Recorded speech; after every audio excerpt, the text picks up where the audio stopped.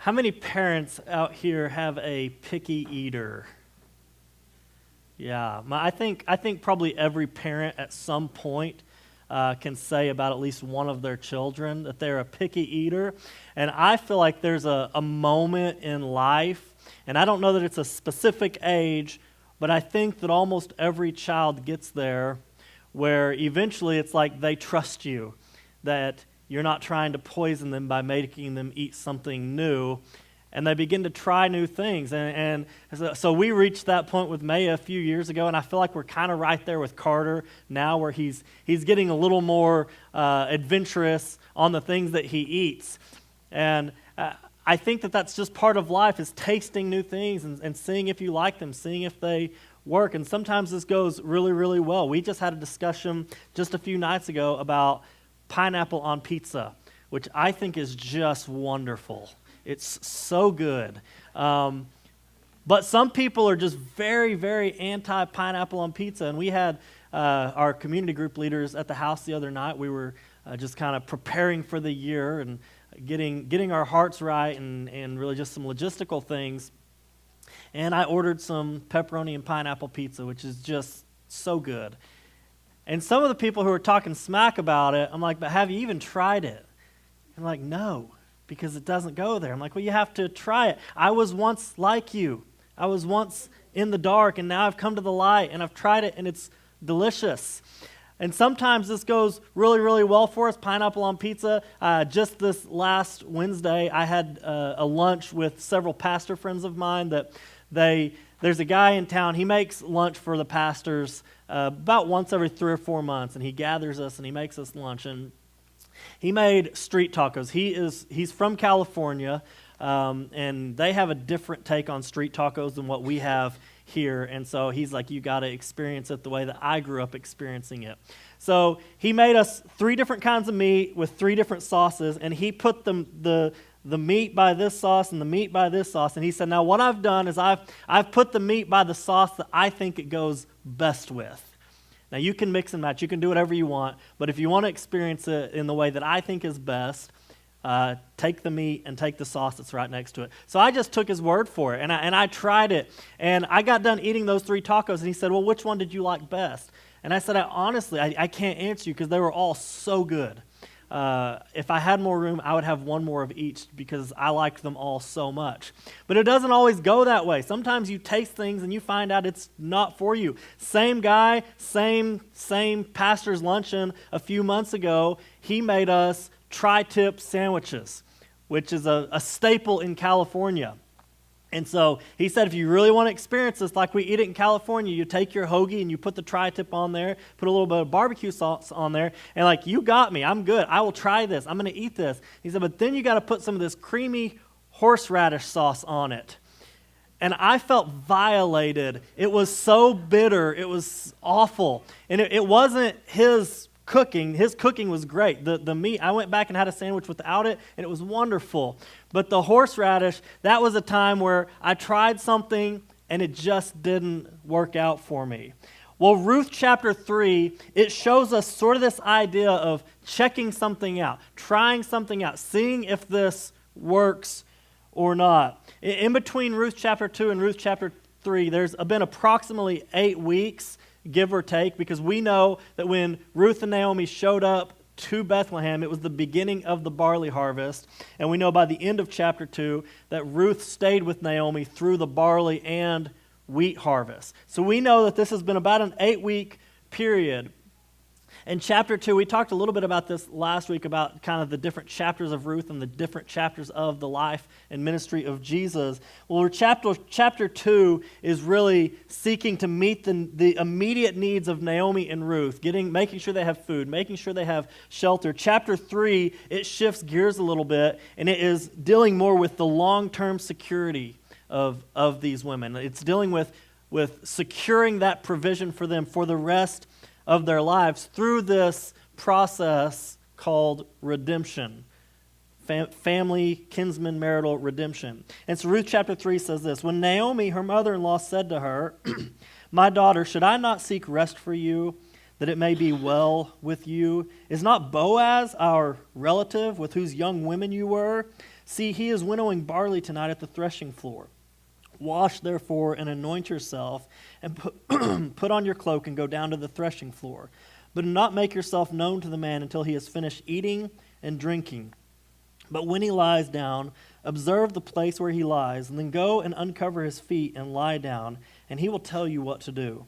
And she replied, all that you say, I will do."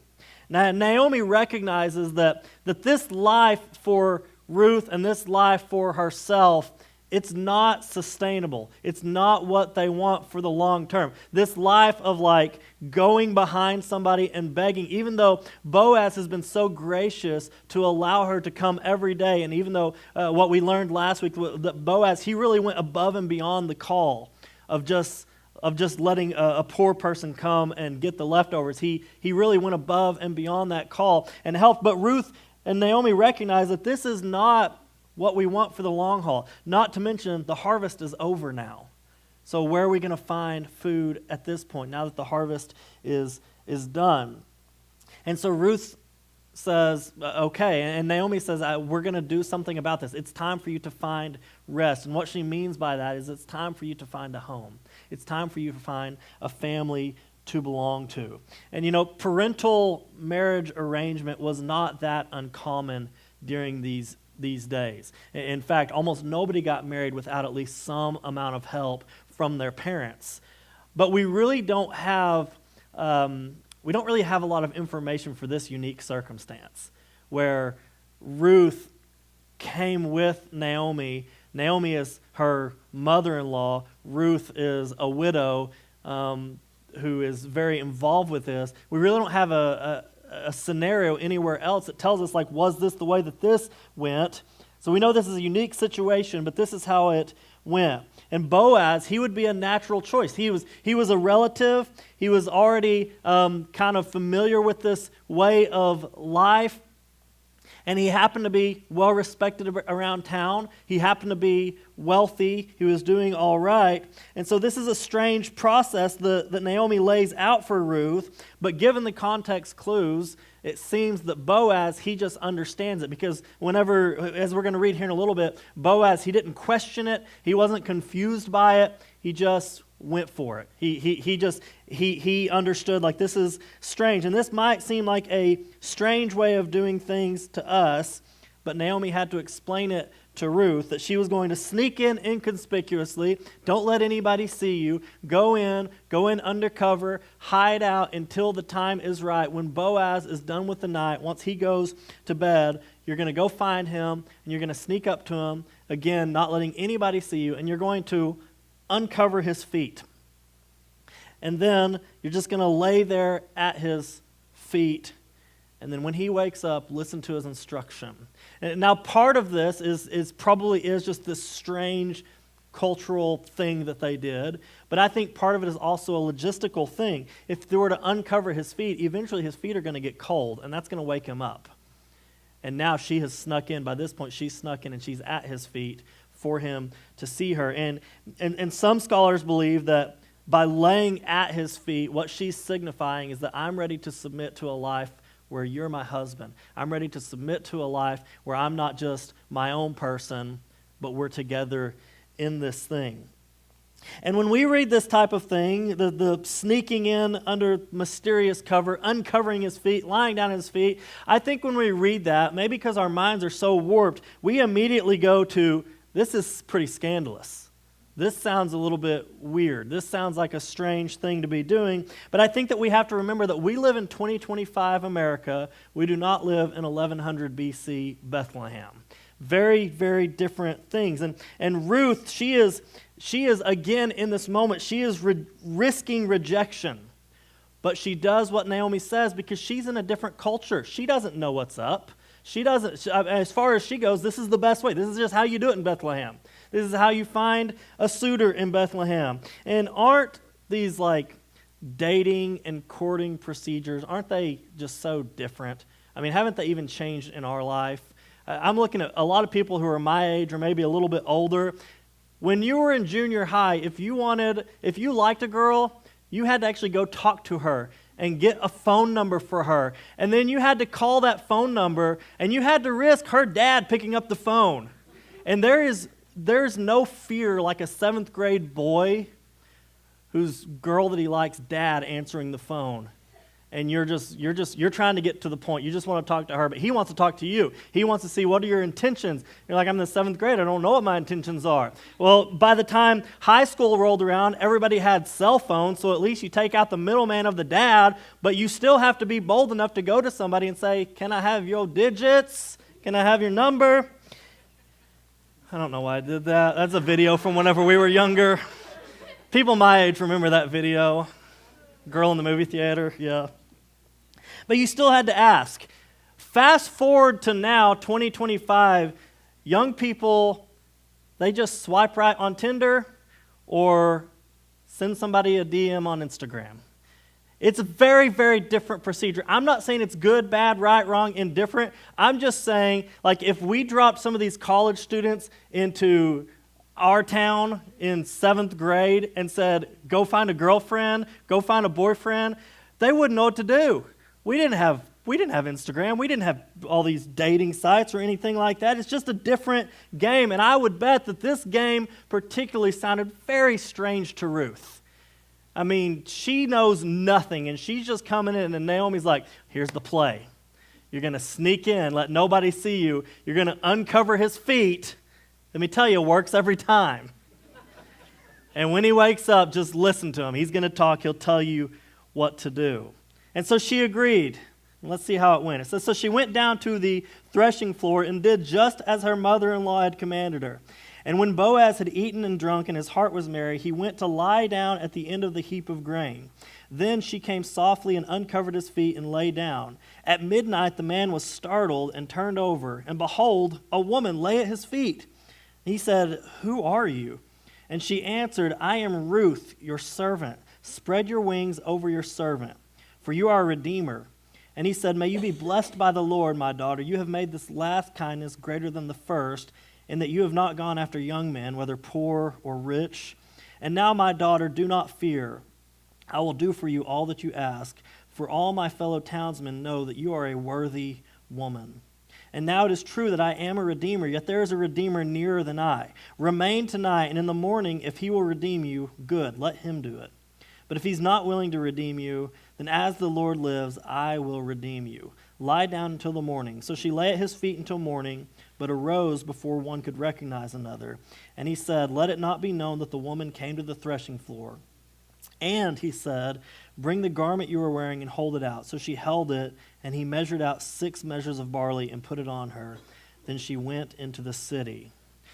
So Ruth goes down to the threshing floor. The threshing floor was it was kind of a centrally located place in this community, in this part of the world. And what they would be doing is they would be throwing, they had these specialized tools, and they'd throw the things that they harvested, throw it up in the air, and it was always open air. So it might have a roof, but it didn't have a whole lot else going on, no sides. And so when they would throw the grain up in the air, the wind would blow the chaff, which is just basically trash. It would blow it away out into the outside, and the grain, because it was heavier, would immediately fall down to the ground. And this was something they did every year, but the threshing time was a time of celebration, and the threshing floor was a place of celebration. The reason that they celebrated is because this meant that the harvest was over. This meant that all the hard work of planting and all the hard work of watering and all the hard work of harvesting, we are at the end. So it would be common that they would be there. They would be singing. They would be dancing. They would be threshing. They would be enjoying food and drink, because this was a time to be excited. And so eventually at the end of the night, Boaz, as he's done threshing, as he's done celebrating, he goes and he lays down. And Ruth has hidden until this moment. And providentially, Boaz laid down, it said, at the end of the grain heap. So he was away from the crowd. He was not where everybody else is. He has found his own spot over at the end, over on the edge by the grain heap, and this is where he is settling in for night. And it's providential because Ruth wanted to be inconspicuous about this. Ruth wanted to go in under the mystery of night, under the mystery of the darkness, and she wanted to go in because she didn't want anybody else seeing her, and she didn't want anybody else hearing her conversation. Now, we can assume, and we know that this is a very serious conversation. I'm the type of person that if I'm like sitting down with a group of friends and Bree calls me to ask me something, I'm going to treat every phone call like this is the most serious thing in the world. I'm like, hang on one second, I got to go outside, get away from these people. And she's like, I'm just calling to see what you want for dinner tonight. But I just don't like people hearing my conversations. And this was a serious conversation, one in which Ruth has no idea how it's going to go. She has no idea if she's going to be rejected in this moment. So she wants this to be a private moment, a private conversation. And so providentially, Boaz, he lays down in this other place. And so the plan goes exactly the way that Naomi told Ruth that it should go. She uncovers his feet, she lays down. Eventually, the cold air wakes him up, and it doesn't really say exactly how it happened, but he turned over. Maybe he's trying to see, why are his feet uncovered? Maybe it just caused him to naturally turn or flip. We don't know. But lo and behold, there's a woman laying at his feet. And so this conversation ensues. Boaz is saying, what's going on here? And Ruth is answering. And I love the way that Ruth said this to Boaz. Look again at verse 9. It says, she answered, I am Ruth, your servant. Spread your wings over your servant, for you are a redeemer. Spread your wings over your servant. Well, look what Boaz prayed over Ruth just a chapter before this, in chapter 2, verse 12. The Lord repay you for what you have done, and a full reward be given to you by the Lord, the God of Israel, under whose wings you have come to take refuge. This idea of spreading wings, or you might have a translation that said spreading a garment, it signifies warmth, it signifies protection, it signifies fellowship. This is no doubt a marriage proposal. And what Ruth is doing here is she's saying, you prayed this prayer for me. Now I'm asking you to be the answer to the prayer. I'm giving you the opportunity to be the answer to your own prayer. You said this about me, and I'm giving you the opportunity to be the answer to your own prayer. Now, Ruth was no doubt asking Boaz to marry him, or to marry her.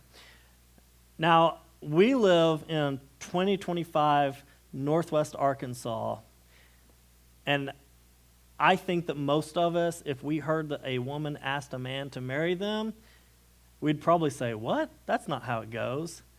But this was a much more traditional, much more conservative place and tradition even than what we have now. So Ruth she is putting it on the line here to have this conversation. She is putting it on the line to do this. Boaz's response, I love it. It really lays his cards on the table.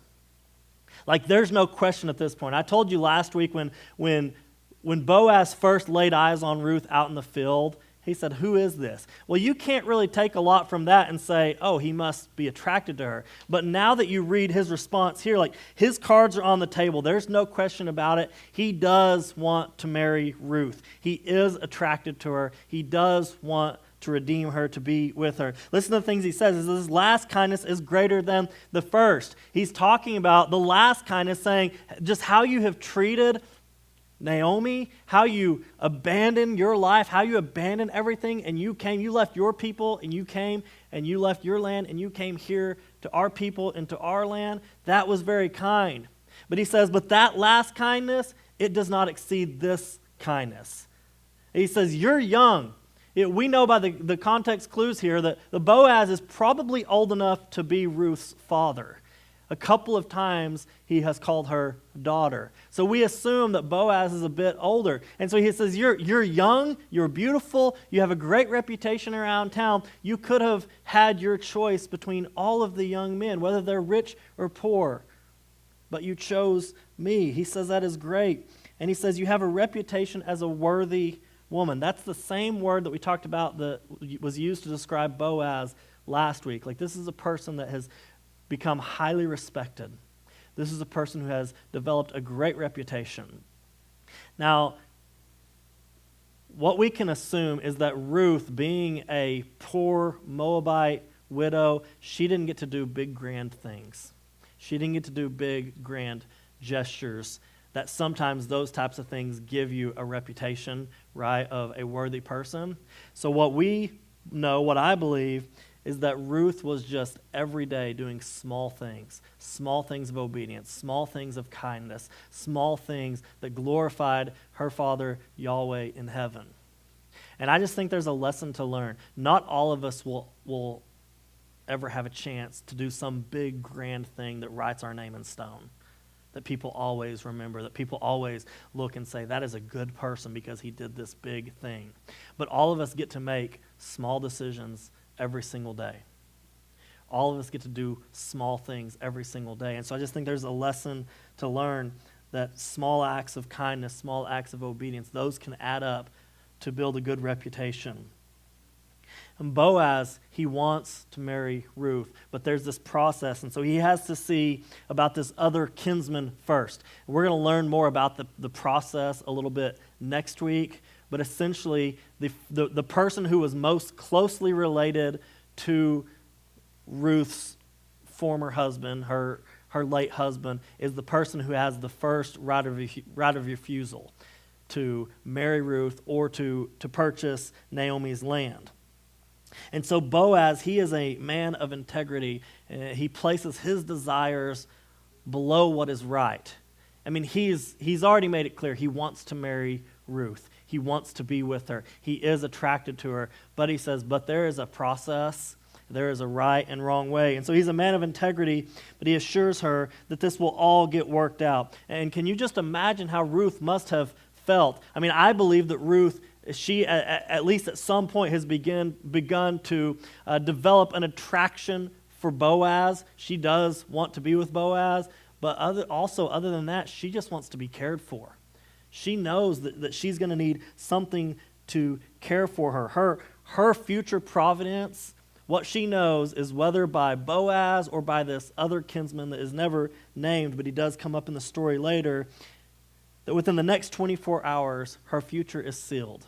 There's going to be a plan in place that allows her to have a husband, to have things going on for her in the next 24 hours. It's going to be sealed. And what a relief it must have been to not have that burden anymore of what are we going to do hanging over her head. Now, I don't want to compare like this idea of having your basic needs met to having a home. But I can tell you that when Bree and I were living in Locust Grove and we came to Siloam Springs, the house buying process was so stressful and we had no idea what we were going to do. Most of you remember that time. It was 2021. Everybody was buying houses because the interest rates were low and the prices were good. And so it was hard to find a house then. And we looked at probably 10 houses and kept getting outbid or it just wasn't right. And so we didn't know what we were going to do. And I can tell you that, like, when we found the house that we live in now and we decided this is the one we're going to buy, and when we put the offer in, it was accepted, we signed a contract, that was a huge burden lifted off of our shoulders because we knew that was one thing we didn't have to worry about anymore. Now, Ruth still has some questions, obviously, but one thing she doesn't have to worry about is where am I going to get my next meal at? She knows that she's going to be cared for. Boaz, he's already showing Ruth that he cares for her. He wants to protect her because he says, why don't you stay here tonight because it's dangerous out there. You don't need to go out there. So he says, stay here tonight. In the morning, whenever it's safer for you to go out, then you will go. And she wakes up early. She gets ready to head out. And he says, oh, let me get you 6 more measures of barley. And we don't know what a measure is. It doesn't tell us in the scripture. But we know that it was big enough that he had to physically pick it up and put it on her. So that's probably pretty good size amount of grain. And then she came back to her mother-in-law. It says, when she came to her mother-in-law, she said, how did you fare, my daughter? Then she told her all that the man had done for her, saying, these 6 measures of barley he gave to me. For he said to me, you must not go back empty-handed to your mother-in-law. And she replied, "Wait, my daughter, until you learn how the matter turns out, for the man will not rest until the matter is settled today." And so Boaz, he continues to make sure that Naomi is cared for through Ruth. Did you recognize that what she said, that we didn't read this in his text, but we read it here, that he actually said to her, "You can't go back empty-handed to your mother, like you have to take her something." And Naomi assures Ruth, this is a man of integrity. Boaz is a man of integrity. He's a man who has proven himself loyal to us by taking care of us and going above and beyond the call over and over again. And what he says, when he says he's going to get this settled today, you can bet on it that he's going to get it settled today. This will be worked out. You see, Ruth chapter 3, it shows us this idea of Ruth is exploring. She knows it's time now for her to find a husband. And so she's exploring, is Boaz the one? Is Boaz the one that I should marry, that can take care of me? And you might, if you were here last week, you remember I kind of compared Ruth chapter 1, 2, 3, and 4 to really the 4 chapters of like our interaction with Jesus. And so in chapter 3, we find that each person is in this place where Jesus has shown himself through ministry. We read about that in the Gospels. And now we each have to make a decision whether we will follow Jesus. We have to explore this, and we have to make a decision whether we will follow Jesus. I love the way that David wrote it in Psalm 34. "Oh, taste and see that the Lord is good. Blessed is the man who takes refuge in him." Everyone ultimately has a decision to make. Everyone ultimately has to taste, and ultimately, when you taste, what you find is that the Lord is good. And what you find is that those who take refuge in him are blessed. And man, I was just thinking about this week, looking through some of the scriptures, looking at some people in the Bible, and just looking at like how they tasted. They explored this, and in many cases, they counted the cost, and what they decided was that the Lord is good. I mean, think of Peter, Andrew, James, and John. These were fishermen who the Lord said, "Come and follow me." They tasted, and what they decided is that the Lord is good, and they abandoned their family business. They abandoned the only livelihood that they had to go and follow Jesus because they believed that he was good. They believed that in him they would find refuge. You think of Matthew, the tax collector. Matthew was wealthy. I mean, tax collectors were rich. They did not live poor lifestyles. They lived lives of luxury. And Matthew is sitting at his tax booth doing his job, surrounded by money, much of it his money. And Jesus said, "Come and follow me." And Matthew tasted and he saw the Lord is good. And that's where I'm going to find blessing, is if I seek him for refuge. The Apostle Paul, he was on his way. He was on the fast track to being the political elite. And he tasted and he saw that the Lord is good, and he abandoned that life to be shipwrecked a bunch of times, to be beaten and run out of town a bunch of times, to be thrown in prison a bunch of times, to be ultimately killed for his faith. He tasted and he saw that this is what it's going to cost me, but I still believe that the Lord is good. I still believe that that's where I find blessing and refuge. Lydia was a prominent business owner that we read about in the book of Acts, who she had great wealth. She had all kinds of money. She tasted and she saw that the Lord was good, and she started using that money to fund the mission work of Christ. Mary, the mother of Jesus, she was a teenager with her whole life ahead of her. And when the angel came and said, "You're the one who's going to be the mother of Jesus," she tasted, she saw that the Lord was good. And even though it ostracized her from her community, even though it ostracized her from her family, more than likely, even though it put this incredible pressure on her at such a young age, it took away a lot of the dreams that she might have had about her life. She tasted, she saw that the Lord is good. She counted the cost and said, "That is good, and that's where I will find blessing." Each of these men and women, they tasted and they found that the Lord is good, and that it did not matter what they had to give up. It did not matter what they had to leave behind. He was still good, and he was still worthy, and he was still the refuge that they would seek to find blessing. They counted the cost, and they still found that the Lord is good, and there's not a better option. I love this dialogue between Jesus and his disciples, where some of the disciples, not the 12, not his inner crew, the ones he specifically called, but some of the people that had been following him, listening to his teaching, they're beginning to count the cost, and they're abandoning Jesus. And they're saying, no, I don't think this life is for me. And this is what Jesus says. After this, many of the disciples turned back and no longer walked with him. So Jesus said to the 12, do you want to go away as well? And Simon Peter answered him, Lord, to whom shall we go? You have the words of eternal life. Where else are we going to go? That it's this good. We've counted the cost. We know what this is costing us. We've given up a lot.